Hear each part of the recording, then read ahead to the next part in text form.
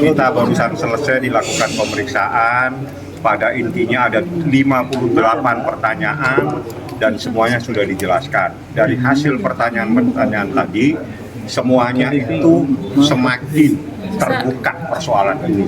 Artinya kapan terjadinya, menggunakan apa, semua sudah dijelaskan sama kita.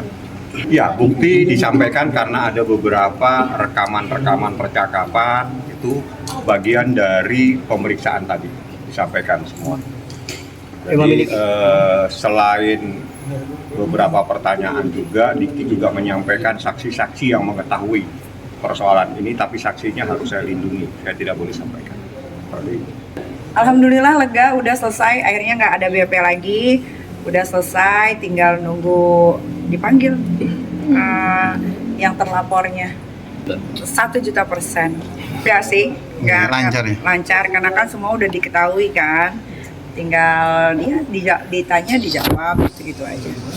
Geram semua lah, kalau geram ya geram semua. Dokter Oki juga geram pas tahu ya kan. Karena waktu hasil visum kan Dokter Oki juga tahu, Dokter Oki juga dikasih tahu ternyata emang betul begitu. Karena kan Dokter Oki kan juga dokter kan. Iya. Jadi ya kalau ditanya geram apa enggak pasti geram sebagai orang tua.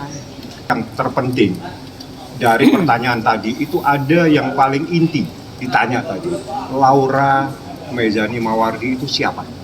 Itu anak saya yang lahir tanggal sekian. Terus apa buktinya kalau itu anakmu? Ini buktinya dikeluarkan sama Diki. Jadi buktinya akte kelahiran masih asli, kartu keluarga masih ada. Itu yang membuktikan bahwa Laura itu adalah anaknya Nikita Mirzani, bukan anaknya orang-orang yang teriak-teriak selama ini. Ya, paham? Itu yang paling penting. Kalau itu saya jawab boleh, yang lain saya tidak boleh jawab. Karena yang lain itu menjelaskan tentang peristiwa kejahatan yang lagi dilaporkan, jadi tidak boleh. Tapi kalau identitas Laura sudah dijelaskan, dia anaknya Nikita. Jadi yang punya hak adalah Nikita Mirzani berdasarkan akte kelahiran dia belum 18 tahun. Oke? Jadi. Tadi udah konsultasi juga, boleh nggak dirobohin rumahnya? Tapi katanya nggak bisa masuk mobil buat ngancurin rumah, jadi terpaksa harus sewa tukang. Mungkin 20 orang untuk merobohin rumahnya.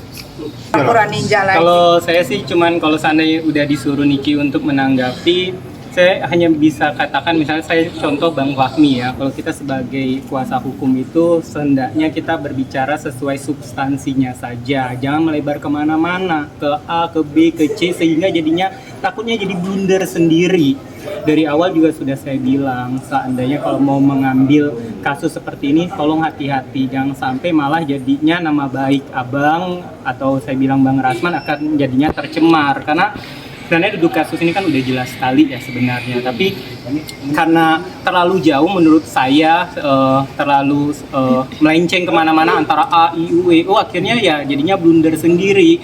Layaknya kalau menjadi kuasa hukum, misalnya kalau saya lihat Bang Fahmi ya, kalau kalian sebagai wartawan kan kalau kalian tanya A, dia jawab A. Kalau seandainya udah di luar dari substansinya, beliau tidak mau menjawab.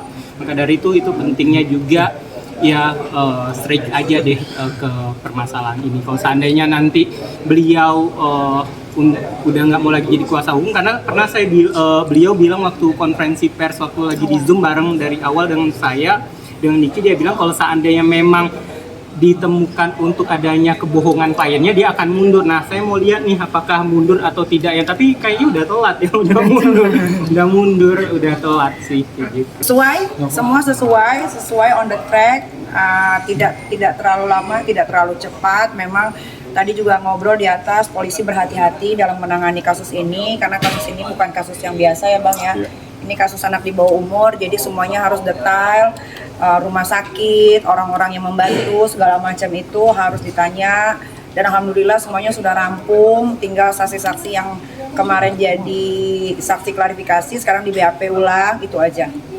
Iya, nah ini juga untuk para ibu-ibu atau orang tua di luar sana, kalau kalian punya anak masih di bawah umur, mendapatkan kasus yang sama seperti saya, jangan ragu, jangan takut untuk segera melaporkan ke kepolisian terdekat di rumah masing-masing, daerah masing-masing gitu. Insya Allah Pak polisi pasti bakal menindaklanjuti. Dan banyak yang mau dampingin kok, ada Dokter Oki juga sebagai penenang yang kita tahu kan, Bapak Beri ya. Ya, ada juga abangku nanti, ada juga aku, ada Bang Fahmi, semuanya udah siap mendampingi.